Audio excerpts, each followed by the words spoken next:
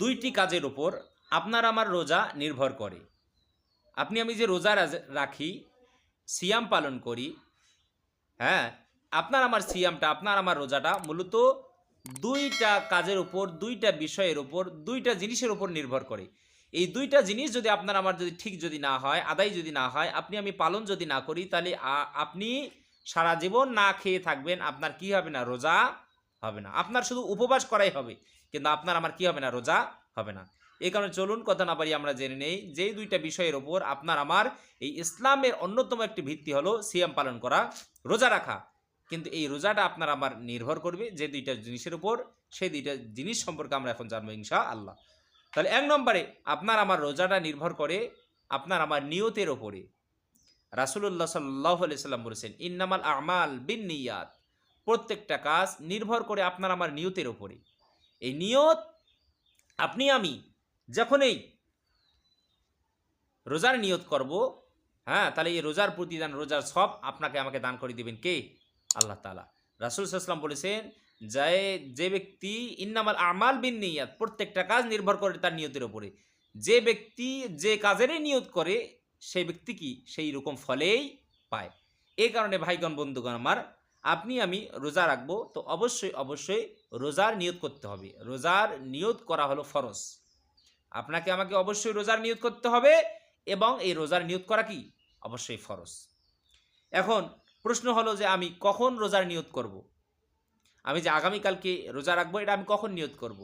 তা আপনি যখন চিহরি খাবেন বা চিহরি খাওয়ার পরে আপনি কি করবেন? রোজার নিয়ত করবেন। যখন আপনি চিহরি খাইতে বসছেন তখন আপনি রোজার নিয়ত করবেন, হে আল্লাহ, আমি আগামীকালকে রোজা রাখবো, এই জন্য আমি কি করতেছি? চিহরি খাচ্ছি। অথবা আপনি চিহরি খাওয়া শেষ হলে তখন আপনি নিয়ত করবেন, হে আল্লাহ, আমি আগামীকালকে পবিত্র মাহে রমজানের ফরজ রোজা রাখবো। হে আল্লাহ, আমি আগামীকালকে পবিত্র মাহে রমজানের রোজা রাখবো। এভাবে আমি কি করব? পবিত্র মাহে রমজানের রোজার নিয়ত করব। তবে অবশ্যই অবশ্যই আমাদেরকে রোজার নিয়ত করতে হবে। কখনো এটা কি কখনো ছেড়ে দেওয়া যাবে না, কারণ রোজার নিয়ত করা কি ফরজ। এরপরে হলো দেখা গেল আমি রাতের বেলায় রোজার নিয়তটা করতে পারি নাই, আমার মিস হয়ে গেছে বা আমি ভুলে গেছি, তো আমি কি দিনের বেলায় রোজার নিয়ত করতে পারবো না? পারবেন। সূর্য পশ্চিম দিকে ঢলে পড়ার আগেই, অর্থাৎ জোহর হওয়ার আগেই আপনাকে আমাকে রোজার রাখার নিয়ত করতে হবে। অনেক মানুষ বলে যে আমি যে সিহিরি খাইলাম এটাই আমার রোজার নিয়ত। না ভাই, এটা আপনার রোজার নিয়ত হয়নি, আপনার চিহরি খাওয়া হয়েছে। তাহলে আপনাকে রোজার নিয়ত আলাদাভাবে করতে হবে। হে আল্লাহ, আমি আগামীকালকে কি রাখবো? রোজা রাখবো। চিহরি খেলেই রোজার নিয়ত করা কি হয় না।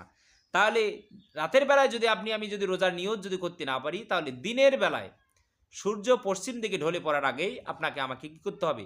মনে মনে রোজা রাখার নিয়ত করতে হবে। তবে দিনের বেলায় রোজার নিয়ত করার থেকে রাতের বেলায় রোজার নিয়ত করা কি সব থেকে উত্তম, সব থেকে ভালো। এরপরে যে বিষয় হলো, দেখা গেল আমি কি একসাথে 30টা রোজার নিয়ত একবারে করতে পারবো না? হে আল্লাহ, আমি পবিত্র মাহে রমজানের রোজাগুলো 30টা রোজা রাখবো, এভাবে কি আমি নিয়ত করতে পারি না?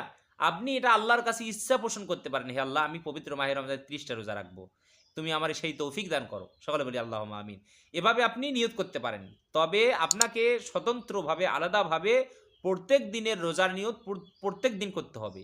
আপনি শনিবার রোজা রাখবেন, শনিবারে নিয়ত করবেন, রবিবার রোজা রাখবেন, রবিবারে নিয়ত করবেন। আলাদা দিন, আলাদা আলাদা দিনের জন্য আলাদা আলাদাভাবে কী করতে হবে? প্রত্যেক দিন আপনাকে রোজার নিয়ত করতে হবে। এটা কখনো ছেড়ে দেওয়া যাবে না, কারণ এই নিয়ত করা হলো ফরজ।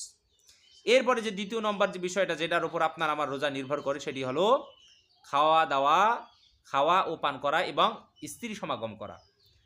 তো আপনার আমার রোজাটা মূলত নির্ভর করে এই দুইটা জিনিসের উপরে। একটা হলো খাওয়া পিনা, আর একটা কি স্ত্রী সমাগম। তাহলে রোজা রেখে কোনো মানুষ যদি ইচ্ছায় যদি খাওয়া দাওয়া করে, এরপর স্ত্রীর সাথে মেলামেশা করে, তাহলে সাথে সাথে তার রোজাটা কি হয়ে যাবে? নষ্ট হয়ে যাবে। তাহলে আপনার পানির পিপাসা লাগছে, আপনি ঘরের ভিতর ঢুকে আপনি পানি খাইলেন, তার সাথে সাথে আপনার রোজাটা কি হয়ে যাবে? নষ্ট হয়ে যাবে। আপনি খাবার খাইলেন, আপনার রোজাটা কি হয়ে যাবে? নষ্ট হয়ে যাবে। তাহলে ইচ্ছায় স্বইচ্ছায় যদি কোনো মানুষ খাবার খায়, স্ত্রীর সাথে মেলামেশা করে, সাথে সাথে তার রোজাটা কি হয়ে যাবে? নষ্ট হয়ে যাবে। তবে ভুল করে কোনো মানুষ যদি খাবার খায় বা আপনার স্ত্রীর সাথে মেলামেশা করে বা পানি যদি পান করে ভুল করে, তাহলে এর কারণে কখনো রোজা নষ্ট হয় না। রোজাটা আমাদেরকে পরিপূর্ণভাবে আদায় করতে হবে। কারণ ভুল করে যা খাবার খায় বা পানি যারা পান করে, রাসূলুল্লাহ সাল্লাল্লাহু আলাইহি ওয়াসাল্লাম বলেছেন তারা খায় না, বরং তাদেরকে খাওয়ায় কে?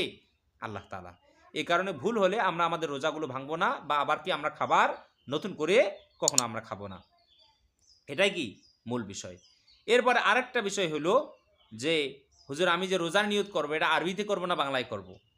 অনেক মানুষের এটা প্রশ্ন।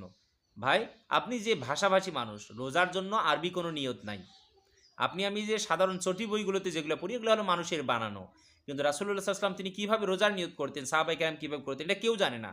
কিন্তু অবশ্যই অবশ্যই আপনাকে কি রোজা আর নিয়ত আমাকে করতেই হবে। তবে আপনি যে ভাষাভাষী মানুষ, আপনার ভাষা বাংলা, আপনি বাংলায় বলবেন, আপনার ভাষা উর্দু, আপনি উর্দুতে বলবেন, আপনার ভাষা হিন্দি, আপনি হিন্দিতে বলবেন, আপনার ভাষা আরবি, আপনি আরবিতে বলবেন, আপনার ভাষা ফার্সি, আপনি ফার্সিতে বলবেন।